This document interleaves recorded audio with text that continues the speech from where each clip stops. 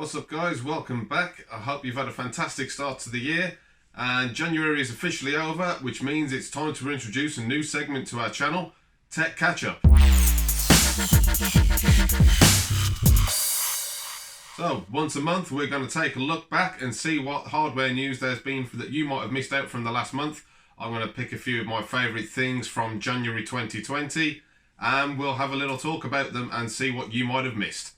So we'll kick it off with some news from CES and one of my favourite stories because I think it's just so stupid. Lenovo's new gaming laptop. It is called the Legion Y740S and it's an i9 powered laptop with 32 gigabytes of RAM, a 1TB NVMe drive, and it doesn't have a graphics card. That's right. They've made a gaming laptop that doesn't have a graphics card. It is entirely dependent on an external GPU. Can you imagine being in the meeting for that one? Hi, so yeah, I've just made this brand new laptop. It's amazing. It's got an i9. It's going to be a gaming laptop. It's going to be awesome. Oh, cool. What graphics did you put in it? Graphics? Yeah, so I imagine that somehow that conversation went. But yeah, I mean, what do you guys think of this laptop? Would you be spending over $1,000 or £1,000 on a laptop for gaming to then have to spend extra money on an external GPU so you could play games? It just seems really dumb to me. Okay, moving on, we have Alienware's new prototype gaming PC that is called the UFO. And it looks a hell of a lot like a Nintendo Switch. So this thing has got controllers that attach onto the side. It's designed to be a portable device, very similar to the Switch in design. It uses a custom version of Windows 10, although everything that's on there still kind of runs pretty much the same as it would on a standard PC. Yeah, I think this thing's really cool. I mean, I don't really get enough time to play games on my PC anymore with an 8-month-old daughter to look after. But I might be able to get enough time to sneak in a couple of minutes of gaming on one of these things. Yeah, I think it's pretty cool. What do you guys think of this one? So, apparently it was tested out with Rocket League and Mortal Kombat 11. And this prototype version at least is incredibly noisy while it's gaming. Not sure when this thing's going to come to market, but I'd imagine since it's Dell's Alienware department, they're probably going to make some improvements. Alienware do tend to be ahead of the curve a lot of the time. So yeah, this thing could be pretty cool. On to the next thing. Origin have released what they call the Big O. You might have seen a concept of one of these things last year when they had put every console and a gaming PC into one gigantic box. It was all liquid cooled, very cool, contained a PS4, a Xbox, a gaming PC and a Nintendo Switch. I'm not sure that you were able to buy these. I'm pretty sure it was just a concept thing, but now they have officially released in 2020.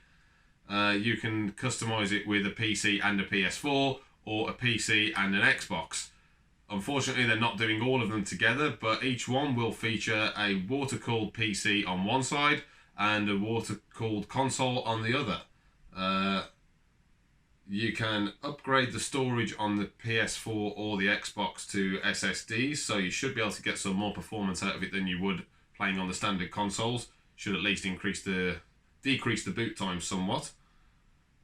And looks like they're using, yeah, there's a wide variety of options for it. You can get RTX graphics, Intel or AMD, depending on what you want. It's got streaming cards, so you can play both things at the same time. Not quite sure how that's going to work out. I mean, it's a cool thing. It's a novelty item.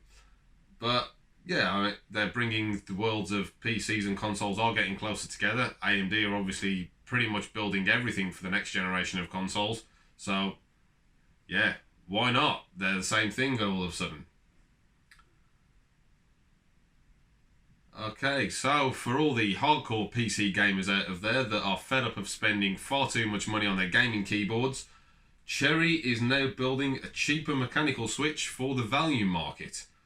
They're going to be making exactly what it says on the tin, cut down prices on the Cherry mechanical switches, which are most popular in a lot of the high-end gaming keyboards. So if we can get that kind of tactile feeling out of a cheaper keyboard, I think most gamers are going to be all for that. So good one on Cherry for that. It's about time. Okay, and back to some hardware news. Back right from the start at CES, we obviously had AMD and Intel's keynotes. While Intel failed to mention anything about their desktop lineup, which is incredibly surprising considering that is a large portion of where their market is outside of the servers for consumers. Considering this is the Consumer Electronics Show, you would have considered that they might have had something about their 10th gen processors, but they didn't mention anything, which isn't all that surprising considering how much better AMD's processors are right now. You might still be able to get a few more megahertz and a few more FPS out of Intel right now, but AMD is definitely coming for them.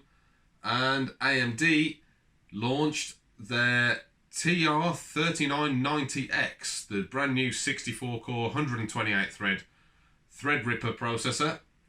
It looks pretty amazing. I think a lot of us are wondering what exactly we would even use this for.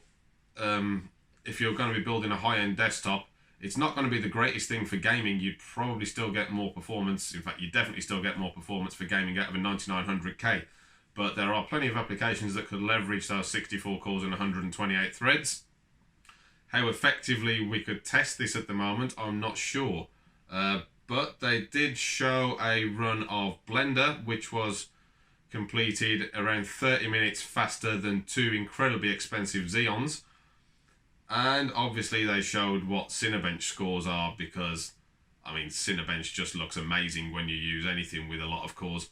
So yeah, the 3990X completely destroying everything else that they had in the lineup.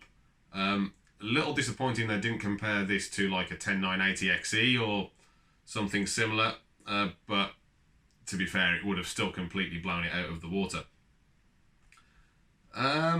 And although Intel haven't unleashed any official news about their 10th gen processors, we have seen a few leaks around on the internet. We had something come up through 3D Mark, I believe. Yeah, through 3D Mark we have seen a 10900K. Is that what you say? Is that how you say it? I'm not even sure. It's a really weird convention that they've got ongoing with these names. They probably should have started something else, but then it's the same thing they've been peddling to us for the last 5 years. But anyway, this one has got 10 cores, 20 threads, and a 3.7 gigahertz base clock and a 5.1 gigahertz single core boost clock. That's not massively impressive at the moment, if I'm completely honest, as 9900K, 9900KS can already be all-core overclocked to beyond 5 gigahertz. Especially if you're lucky with the Silicon lottery, even your 9900K can probably get 5.1 or 5.2 gigahertz out of it. So seeing a 5.1 gigahertz boost on a leaked benchmark, maybe there's some room for improvement on this, but it's weird to see what they're trying to offer with this. I mean, it hasn't got as many cores and threads as any of AMD's lineup, so they're not competing in that market, and it looks like they're barely competing with their own 9th gen CPUs. But I think we'll have to wait and see if there's any more on this coming over the coming months. This is all the news that we've got out of it for January. Okay, and back onto some mobile news from AMD. AMD didn't show anything for their 4000 series desktops at CES, which isn't surprising as they've only just finished releasing their 3000 series lineup. Can you imagine having just spent £750 on a 3950X to see that the 4950X would be like completely better. I don't think anybody wants to see that. I'm fairly sure AMD know that. They would have disappointed a lot of customers. Some people might be disappointed for not having seen this, but I think they would probably have upset a few more if they just showed how much they've completely destroyed their own benchmarks. But we did see 4000 series mobile APUs, 7nm based for the first time on the mobile platform, with 8 cores and 16 threads, making them officially the most powerful laptop processors that you can get. They have got comparable performance to the 2700X, which on a laptop form factor at just 15 or 45 watts is incredible. These laptops with these processors in are actually already available in some places. They should be widely available in the next month. And a lot of people have adopted these, including Asus. A lot of their ROG lineup have now got Ryzen processors in it, barely any Intel ones, which is a first. It's the first time in a long time that AMD have taken so much of the laptop market. Moving back on to Intel and looking at some graphics. Intel have released, or at least teased, a discrete graphics card known as the Intel DG1. There wasn't all that much said about it at this point. We do know that these GPUs have been released to developers, possibly for testing for future games or hardware settings and drivers, etc., to integrate it. It doesn't seem to be a particularly great performer from anything that was seen. I believe there was... It kind of looks like it's still based on the things that they're including in their desktop processors, so the HD lineup, but it's a much more improved version of it. And apparently what had been released to the developers was a mobile GPU put onto a PCI Express card. Not sure if we were going to be gaming on these anytime soon, or even if we're going to see a release. It's been speculated that these may actually be being made for a single point of reference for their server market, or maybe for their integrators such as Dell, etc. So rather than having to source GPUs from AMD or Intel, or AMD or Nvidia, they can go direct to Intel, get a CPU and a GPU and a motherboard, and that's it, they're off. So I don't think these are going to be putting any competition into the GPU market for quite a while yet, but it's a start. We've got something else. Right, what have we got next? Big Navi. Going back to some AMD and graphics news, there have been some Big Navi leaks, which is the much speculated 5900 XT or 5950. Nobody knows what it's going to be called yet. The names had been registered on a few Linux kernels apparently. And all we've got so far is a fairly impressive benchmark that from OpenVR Benchmark, showing that the unnamed Radeon GPU beating a 2080 Ti by 17%. So that's quite a big leap. That would be a first for AMD to be beating a Nvidia GPU by quite that margin. So we'll have to wait and see. Apparently it has been confirmed by Lisa Su, the AMD CEO, that we will be seeing the Big Navi GPUs at some point this year, possibly around one of the next big expos. I forget the name of, Computex. Computex will likely see at least a snippet of the Big Navi GPUs. But unfortunately for AMD, it may be a little too too late, because we've also had some rumoured 3000 series RTX GPU leaks, which, if I can pull this back up, appear to be rumoured to be based on the 7nm architecture, and it looks very impressive. So we're seeing from a few little bits of leaked specs. It's difficult to tell what kind of performance you're going to get from leaked specs, but you can kind of make an estimated guess. So what we've got here is 10 or 20 gigabit memory over the 8 or 11 gigabit memory that we get at the moment, which will be on GDDR6, and also an 8 and 16 gigabit memory module, which is the NVIDIA GA103 chip and the NVIDIA GA104 chip. It looks like these things have got double the tensor core performance, probably from moving from 14 nanometers to 7 nanometers. That would give you double the density and therefore the ability to have double the performance. Increased levels of cache, and a few things that remain unchanged.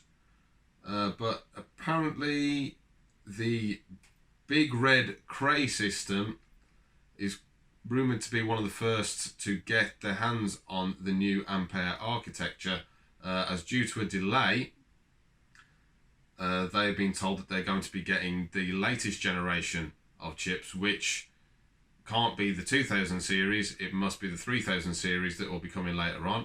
And they had apparently been told they could be getting up to 75% more performance than they had been expecting.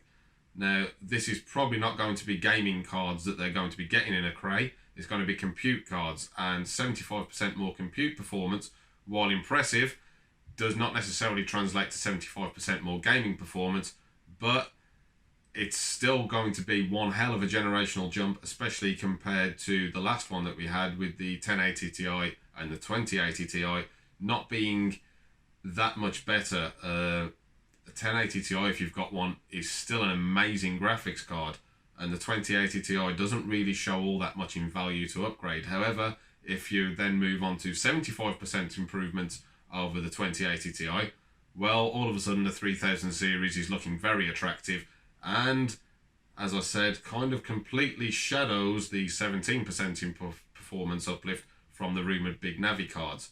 So hopefully we'll get some more news on this later on in the year. And that's about all I've got time for today on this video. There's bound to be some news that I've missed, but out of the things I've mentioned, what was your favourite? My favourite is definitely that Alienware UFO concept. That looks like an amazing little bit of kit. Let's just hope that thing comes to market soon. And that wraps it up for this video. So if you've got anything to say, leave it in the comments section if you think I've missed anything out. And what was your favourite part of January that I might have missed? What was your favourite part of January that I've talked about? Other than the fact that January is now over. So until next time, we'll have another tech catch up in another month, and I will have some more videos coming for you very soon. Until then, see you later.